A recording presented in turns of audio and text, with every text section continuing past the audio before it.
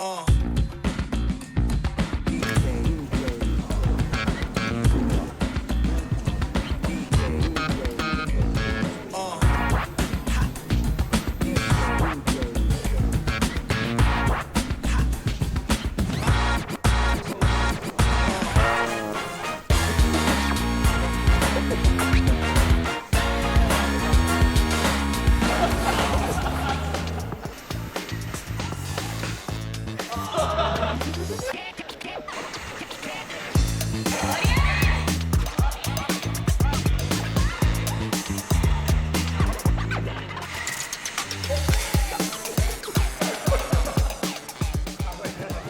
っき念願の開発者と直接そのストリートファイターで対戦してみて実際どうでしたか？很紧张，然后很兴奋，但是呢也有很高兴啊，应该说紧张、兴奋、高兴，很多感情加在着我这心情里面。对，逆に松本さんがどうでした？嬉しかったですね、なかなかこうやって対戦することないんです、その会社以外で。しかもその昔から遊んでもらってた人で、かつ同じゲームクリエイターってところで遊べたのすごく嬉しかったし、楽しかったですね、単純に。それがすごく良かったし、またやりたいなって思わせてもらいました。我们以后还可以继续一起玩，我们会去加个好友，能加到你的好友一起玩就好了。そうそうそう。いやマジでね。そう。日本時間のね、18時半以降にしてもらえると、まだ彼仕事してるんで。業務時間をね。中山さんは全ゼロを実際遊ばれてみてどうでした？すごいなんか触り心地良かったし、アニメーションもすごいね、いろんなバリエーションというかモーション作られてるし、エフェクトもね、かっこいいし、なんかちょっと自分が初プレイだったんで、あんまりかっこよくできなかったんですけど、多分慣れたらすごい、結構上手でしたけどね、見てて。あ、そうなんですか。いや僕は見ててよかったですよ。本当に？じゃあ俺うまいです。絶対そんなことないと思うんだけど、もう一回やりたいです。多分回避がもうちょっと上手くなったら、多分ねもうちょっと上手くできるかなと思いました。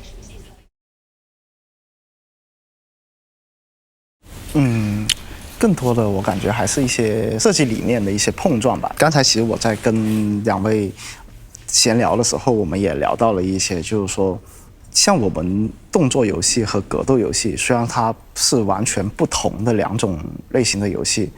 它里面其实我自己是能从中找到一些我们共同设计上面的一些理念是可以被契合上的。我不知道两位是不是也感觉有这样的感受？なんかそれはあると思ってて、多分対戦格闘ゲームも、言ってしまうとアクションゲームのカテゴリーの多分1個だと思うんですよね。アクションゲームの原理って原点ってボタンを押したらリアクションが起きて、それがゲームの画面の中で反映されて、アクションが起きていろんなものをこう解決していったり対峙していったりっていうところだと思うんですけど、それがこう1対1なのか、1対複数で敵を倒していくのかっていうところだけの違いだと思うので、そこの面白さの根底っていうのは一緒だと思うんですよね。绝区零这个产品，我早期在做的时候，确实也是说，我只是想带给玩家一个很爽的体验。以往我们玩街霸以前，不管说3.3还是说4.5，其实都很少有这种就一个键就能让玩家有一个很强的反馈的一些设计。等到他想玩懂立回这个设计的时候，可能是非常靠后的，玩家可能还没有感知到这些设计的时候，他们就离我们这种比较硬核的游戏而去了。那翻到绝区零里面，其实我也是同样的一个思考。前面我也说到一个点，其实就是它本身是一个如果只玩闪避和反应、怪物的攻击、怪物的进攻和我们角色的一个防守和进攻的一个思路的话，它就过于的干瘪了。就是如果说我们能做一个很有意思的反馈，这个反馈的爽点又足够的刺激，提给玩家，玩家又更容易可以触导到这样的一个操作，那其实玩家可以更快的感受到这样的一个体验，它的爽感在哪里？对标的话，我在想是不是我们的弹反就可以对标我们的多区迸放这个系统。我大致算了一下，它大致对于人的反应大概是30帧左右的一个时间吧。然后这个时间其实对于大部分人来说，它恰恰是一个高度专注的前提下都是能反应过来的一个时间。然后如果说它有别的别的行为分向了玩家的注意力，玩家可能会因为这时候没有办法去反应这个行为，就像你在玩我们游戏的时候，你没有办法再分出精力来再聊天或者干嘛一样。我感觉其实我们的游戏都会考验一些玩家的一些反应速度啊，或者说一些时间窗口上面的设计。然后我们游戏你刚刚也玩到了，它其实那个弹刀的这个系统或者极限支援换人的这个系统，它其实那个黄光，其实我们的设计理念也是类似。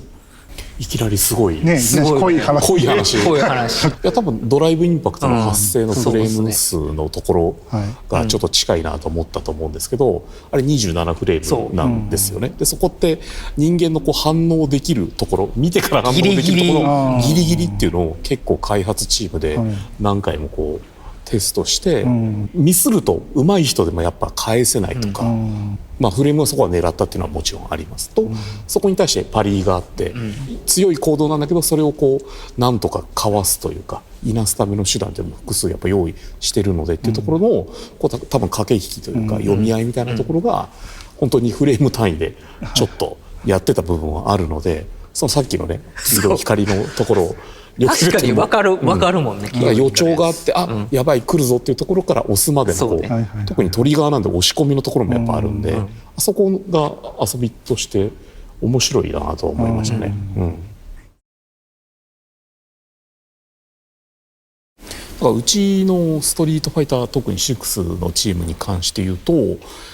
バトル班っていうねバトルを作るチームがあるんですけど、まあ、そこと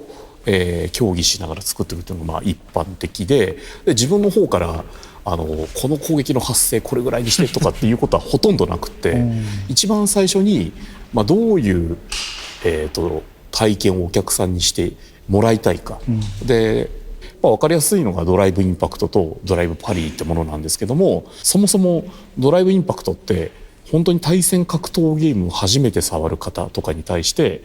押しとけばなんとかなる攻撃っていうのを一個作りたかったんですよ。ドライブパリーは押しとけばなんとかなる防御っていうのを作りたくて、最初に本当になんとかなる攻撃となんとかなる防御って言ってたぐらいのシステムだったんですね。でそれを積み上げていくうちに、まあ、その中で、まあ、攻撃防御投げの格闘ゲームの中である3組があるじゃないですか。そこをもう一枠広げて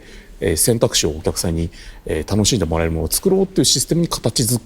っていくってところまでが実は自分の仕事で、そこから細かい部分をバトル班と協議していきながら、こうってもっとこうした方がいいよね、ああした方がいいよねっていうのを、開発の初期の2年間ぐらいずっと検証して、もちろんなくなったシステムもありますし、変わっていったシステムもあるんですけどっていうのをやって作っていくっていうのが、まあ、うちのストリートファイター6のスタイルですね。お作法とかルールが分かればすごく、入りやすいし、入ったら、こう裾野がすごい広がる奥が深いゲーム性だと思ってるんですね。ただそれを今までのストリートファイターシリーズっていうのは勝手に覚えてやってとか、友達見つけて自分たちで楽しんでってやり方だったと自分は思っちゃったんですね。っていうのを、よりどうやったら対戦格闘ゲームが、楽しみながら覚えられるかとか、あとはさっき言っていただいたドライブインパクトとかドライブパリーとかっていうのも、実はこれを覚えたら次を覚えてっていう難易度曲線っていうのをシステムで自分たちで作って、ドライブラッシュっていうね部分は、より上手い人の伸びしろの部分ですよ。入りたての人はドライブインパクトを打って、こう爽快に戦いますよっていうのを、ゲームモードとゲームシステムっていうのをセットでこう階段状に作ってったっていうところになるんですよ。っていうのを多分なんとなく体感していただいて、なんかこうなんていうのかな、好きでいてもらって、類似点をちょっといっぱいできたんじゃないかなともちょっと思ってたりはしますね。我觉得很棒，我感觉刚才讲到了很多点，其实我们真的很接近。街霸系列这个游戏会让更多人来认可，让更多人来了解街霸这个游戏的魅力，这格斗游戏的魅力，这一点其实你是在这上面付出了很大努力的。包括前面说到的那个游历系统，然后现代模式等等这些东西，我觉得它其实确实都是能为这个产品会让更多的用户感觉到这个游戏其实是他们也能进来玩，愿意来玩，或者说觉得这个游戏有趣的一些点，准确来说，它其实是一个更下层的设计。然后以前在早期我们这种偏硬核一点的游戏，不管说是动作游戏还是说格斗游戏，虽然有很多设计点它都是比较偏有趣的，都是很有趣的，但是最终做出来，很多用户他可能感知不到，他还没感知到我们游戏到底哪里好玩的时候，他们就不想去碰它。这个东西其实我觉得是一个非常可惜的事情。然后我自己对于做动作游戏怎么样才能让玩家从简单到难的这个过程，我会更想画的其实是3根线。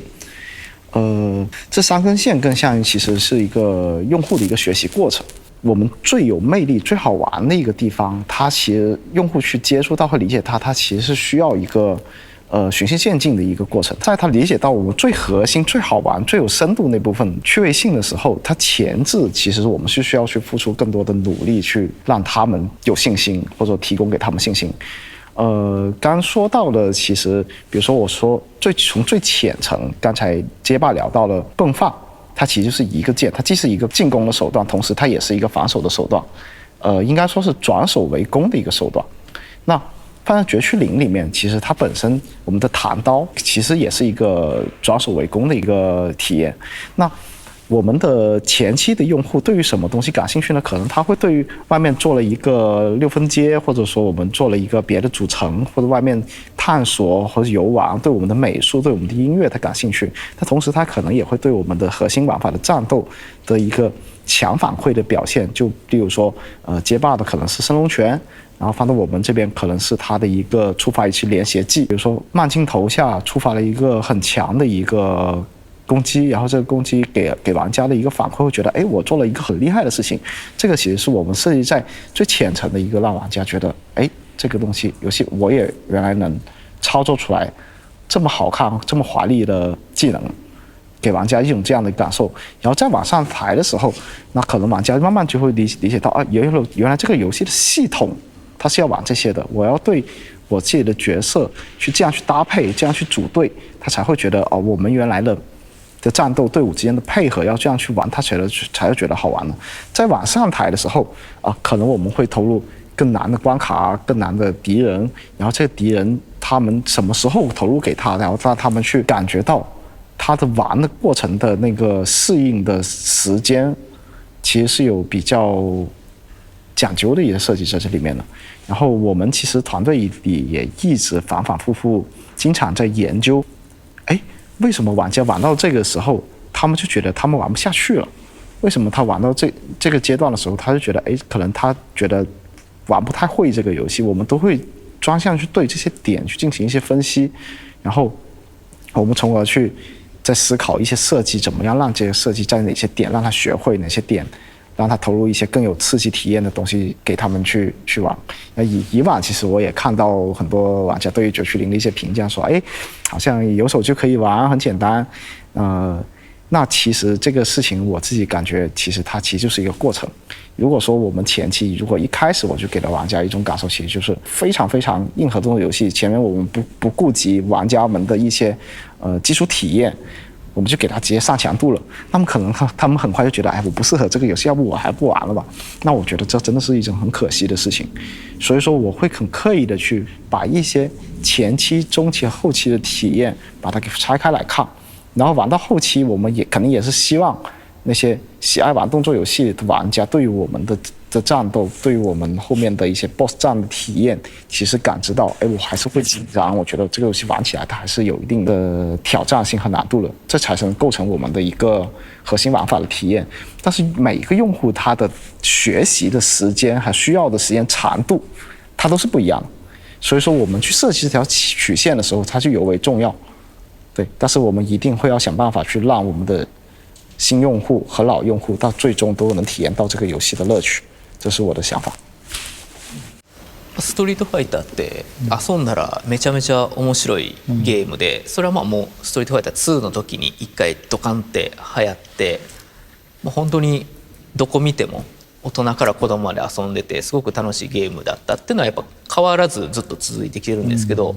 その面白いって分かるところに行くのがやっぱりだんだん難しくなってるっていうのが、昨今あります。娯楽って今すごい溢れてるじゃないですか。その中で選んでもらうってすごく難しいし、そこに対してどういうふうにアプローチしないといけないのかっていうのがそもそもある中で、モダンとかワードツアー追加したんですけど、そこでやっぱり一番大事なのって僕らもずっと言ってるけど、初心者向けではないですって言ってます。そこはやっぱりゲーム自体の楽しさともう奥深く開発メンバーが作ってくれてるから、そこに行き着くまでの言うと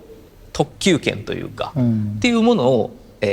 このシステム的に提供したいなと思ってる。でそれがやっぱり当たったっていうか、その狙い通りで、しかし自分の頭の中で例えば昇竜拳ここで出したいねとか、そもそも必殺技波動拳とか出したいっていう気持ちあるじゃないですか、やっぱゲームだから。でそれを直感的に頭で思った時にすぐ指に伝わって押せるってところを結構意識して作ってもらってたので、そういったところは新しく入ってきた人と昔からいる人っていうところのその相反する部分があるんだけども、そこをどれだけこう解消できるかってところは結構もともとね作ってる段階ですごく注意深くっていうか、かなり入念に作ってもらえたので、そこは結構このプロデュース側としては安心してとか自信持ってプロデュースできたし、じゃあこれがあるから例えばじゃあ配信者の人とかよりこう昔やってたけど今はもう操作難しくてできねえわっていう30代以上とか40代の人にも遊んでもらえるし、なんかいろいろそのやってみようかなっていう思えるようなプロデュースをしやすくなったってところが僕目線では結構大きいところですね。中山さんはなんかどうですか、その簡単さと奥深さについて。モダン操作をそもそも作ろうと思った理由っていうのが、ストリートファイター1っていうゲームがあって、ストリートファイター1っていうゲームってちょっと対戦格闘ゲームのちょっと前の段階というか、空手格闘シミュレーターみたいなところがあったと思うんですけど、そこに必殺技という概念が入って隠しコマンドで昇竜拳っていうのがめちゃめちゃ難しいけど出るかも、当たったら本当に一撃必殺みたいな面白さがあったんですね。でそこをストリートファイター2でそのすごいことをもっと簡単に出た方が良くないって言って、コマンド入力の猶予とかが受付とかがね緩くなったり、あとはためコマンドであったりとか、ボタン連打で必殺技が出るとかっていうので必殺技の敷居が下がったんですよ。なんで必殺と言っても必ず殺すわけじゃなくて強い技っていう風になって、出たら嬉しい技になったんですけども、それの時代がどんどん経っていくとそれでも難しいっていう時代に今なってるなと思って、じゃあ別にボタン一つで波動拳出て何かまずいことあるみたいな、そういうところから、もともと自分は格闘プレイヤーだから、それでは問題が起きるってことは分かってはいるんですけど、そこを一回ぶっ壊してチャレンジしてみないと変わらないなって思ったんですよ。なので1からこう脈々と続く昇竜拳って難しい、自分には出せないかもしれないっていうので挫折してきた人っていうのは絶対いっぱいいるわけだから、その人がまず自分にも昇竜拳が出せるっていう体験をしてほしかったっていうのが、まずモダン操作の一個、難しい部分とカジュアルな部分のところの難しい線引きの中だったんですけども、それ以降どうしてもチャレンジしたかったというのが一個あります。と対戦画面とか格闘ゲームって用語がやっぱ多かったり、覚えなきゃいけないことがいっぱいあるんですけど、プレイしてる人とか観戦してる人が今すごいことが起きてるぞっていうのを視覚的に分からせたかったんですよ。なので初めて見た自分のね好きなね VTuber の方とかが大会出てて対戦やってますってなった時に見てうおーって一緒に盛り上がってほしかったんですよ。というのでドライブインパクトをカウンターヒットした時に画角が変わったりスローモーションの演出が入ったり、さらにもっと言ってしまうとシステムで実況を入れたっていうのもそういうところがあって、今すごいことが起きたんだぞっていうのを分かりやすく体験してほしかったっていう、それのセットなんですよね。必殺技が自分が出せなかったものが気軽に出せる、その体験も素晴らしいし、すごいことが起きてるっていうのを分かりやすくするっていうのも一個のその手段だったりするし、でそこに、さらにそこから深く知りたかったら奥深いところもあるんだよ、テクニックがいろいろあるんだよっていうのはそこにから入ってもらわないと、そこには行き着かないことなので、なので視覚的にもやっぱ分かりやすくしたいし、直感的にも触ってみたいなって思ってもらえるようなものを作りたかったっていうのもありますね。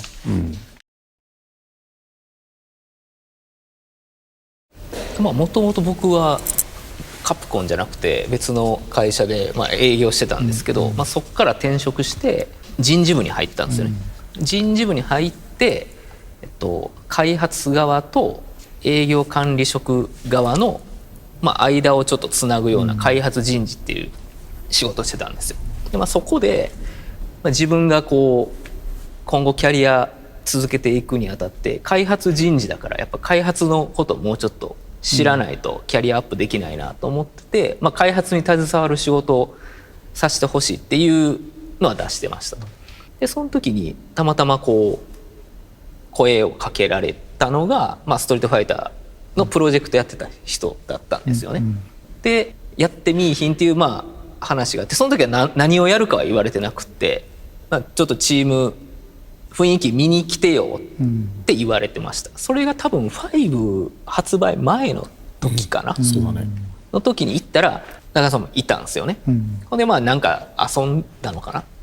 なんかプレイしててみたいなところがあったのがまずきっかけで、そっから5が発売してからすぐなので2016年の8月かぐらいにストリートファイターのチームに入って、当時はそのアシスタントプロデューサーやってくれって言われて入って、3年か5年ぐらいやってなんか一つタイトル持てたらいいかなみたいなミッションを落とされてたんですけど、1年ぐらいでプロデューサー辞めちゃって全部やるみたいな感じでシーズン3からシーズン5で同時並行で6のプロデューサーもやってるっていう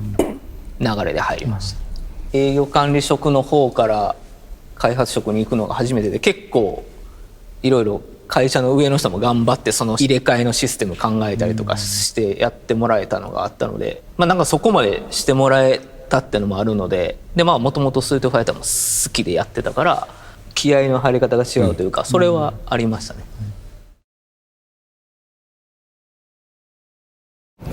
でも基本的に5から6移行する時の考え方は結構似てて、こういった、ユーザー層新しく取りたいとかで、既存いるユーザーさんこれだけいるからやっぱり改めて6も遊んでほしいねっていうところがあって、そこがそんなに新しい操作タイプ追加したりとかワールドツアー追加したりとかで、今の、ユーザーさんの傾向的にやっぱりオンラインでコミュニケーションする重要性があるからっていう話をしてやっぱバトルハブ作ったりとかっていうところがあって、そういったところは基本的に一緒、であとは、ちょっと僕寄りになるとしたら配信ツイッチとか YouTube でサムネイルとかをやっぱりストリートファイター6で独占したいからとかっていう話をしたら、やっぱそこに映像映えするとかこう見てて楽しいとかっていうところの要素とかやっぱ話すとやっぱりそこを理解してゲーム側の方で演出とかシステムとかモードとかに落とし込んでもらってるっていうのと、その役割分担ですかね。自分の経歴というか、ストリートファイター6作ることになったなんていうのかな、道のりなんですけど、自分はもう2001年かな、にカプコンに入社して対戦格闘ゲームが作りたくてカプコンに入ったんですよ。アーケードゲームが好きで、それを作りたくてカプコンに入ったんですけど、入った年にもうアーケードで対戦格闘ゲーム作りませんっていう入社したと同時に言われたんですよ。で、その理由っていうのが、アーケードゲーム機よりコンシューマー機のスペックの方がやっぱ上がっていって、その時に一番最後に作られてたのがカプコン VSSNK2 かな、対戦格闘ゲーム作りたかったんですけど作れなかったんですよ。それがあったので、じゃあもう心機一転もう別の会社に行こうとか別の仕事しようと思って一回カプコンを辞めたんですね。で数年経った後に東京ゲームショウっていうイベントで昔の先輩に会って、またカプコンで対戦格闘ゲーム作るらしいから戻ってこいよって言われて入ったんですけども、その入った時に動いていた対戦格闘ゲーム自体も、まあ、残念ながら一個ペンディングしてしまって、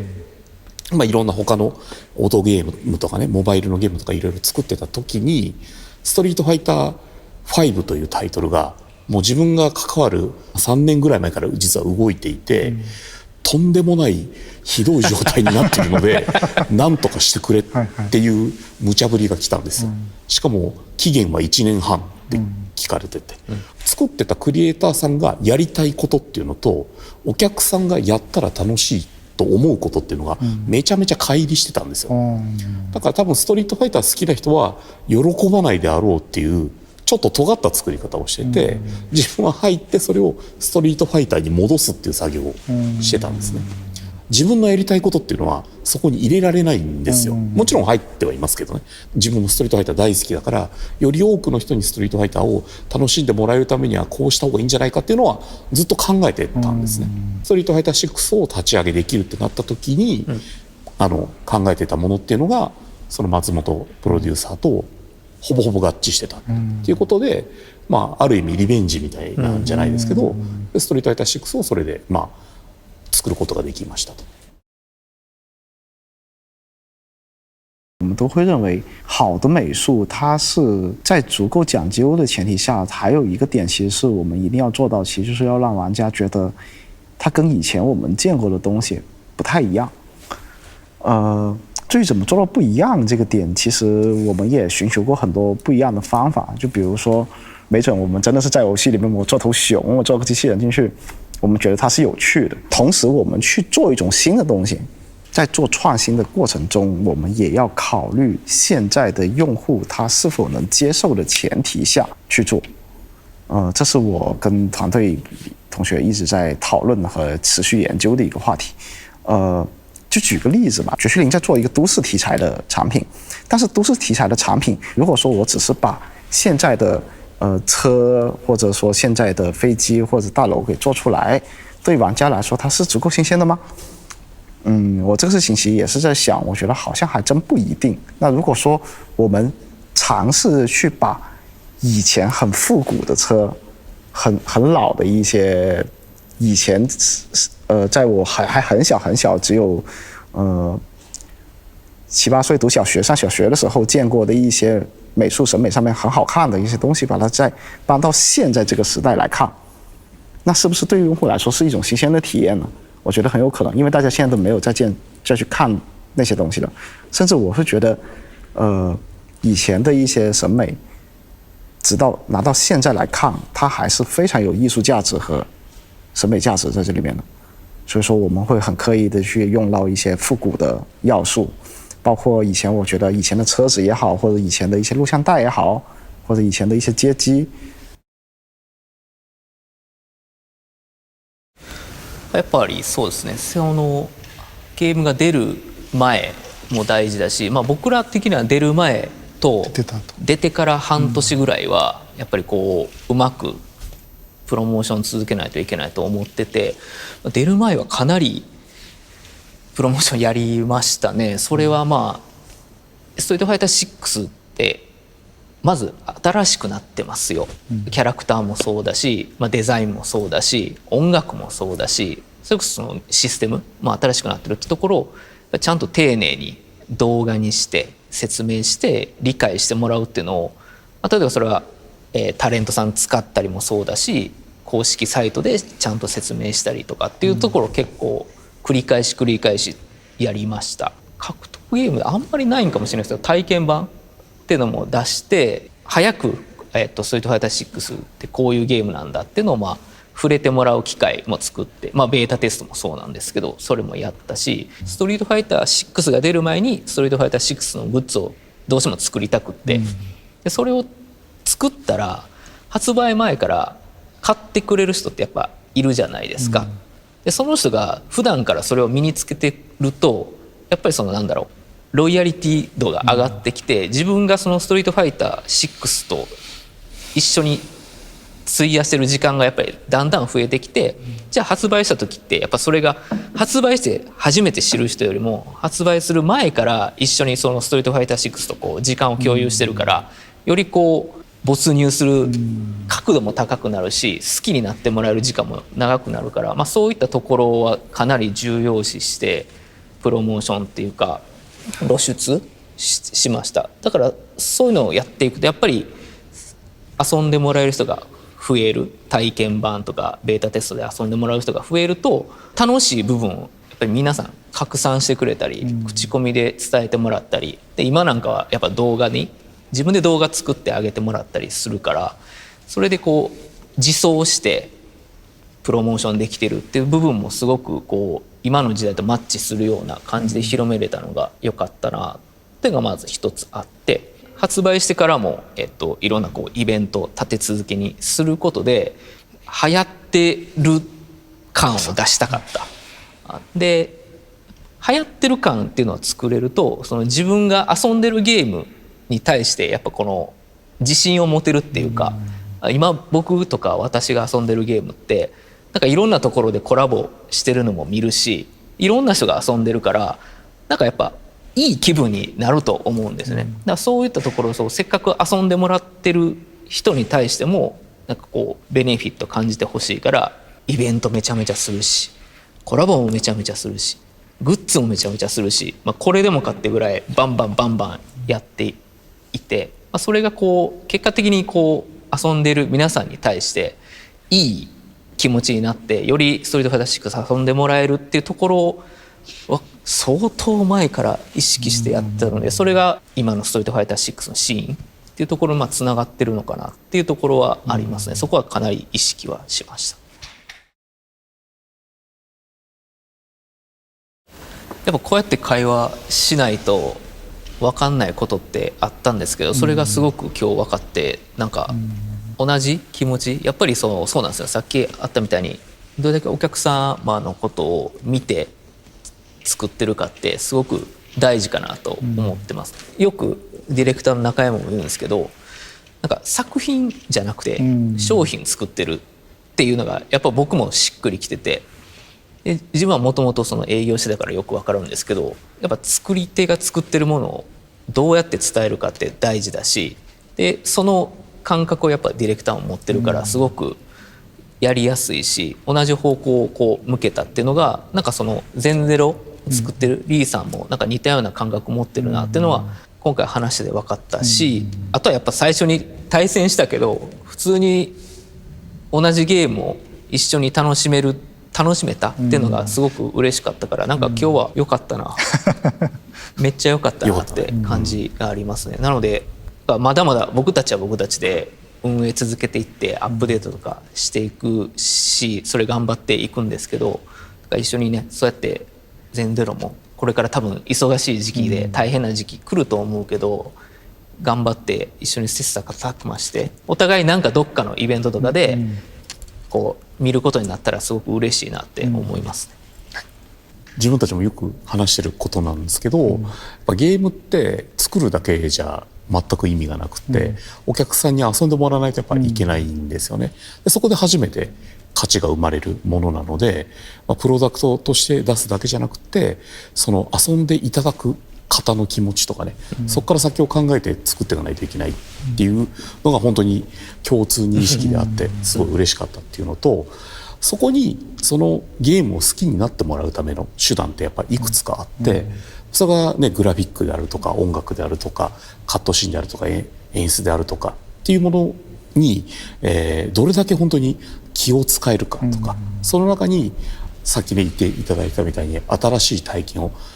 してもらえるかっていうところをすごくね細かいところまで気を使って、実際自分もね今日遊ばせてもらって、すごい魅力的にやっぱ感じたから、遊びたいなと思うゲームでしたし、いろんな他のゲームとかともね勝負していかなきゃいけないし、お客さんに楽しいと思ってもらえるものをなんか作っていかないといけないっていうのを今日の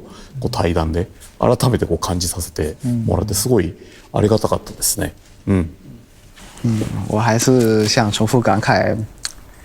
能跟两位一起打街霸实在太开心了。然后也能让两位体验到我们的绝区零这款产品，我觉得非常的荣幸。然后不得不说，我觉得今天的交流，我觉得收获了还是蛮多的。我自己觉得更重要的一点其实是，我自己感受聊下来，我感觉我们在做游戏同时，其实我们也是在，应该说是我们在坚持做一些比较硬核的产品的时候，更多的也是在坚持在做一些文化。我可以认为格斗游戏和动作游戏，它发展了这么多年，到现在，它应该不仅仅只是一款游戏这么简单。在我的心目中，我觉得它可能是某一种有趣内容的文化的衍生。如果说我们能把这个东西继续得做好，并且不要放弃它，然后让更多的用户感知到，我觉得必然是一件很有意义和很有价值的一个事情。所以说，希望两位继续加油，做更好的格斗游戏。今日はありがとうございました。ありがとうございます。谢谢。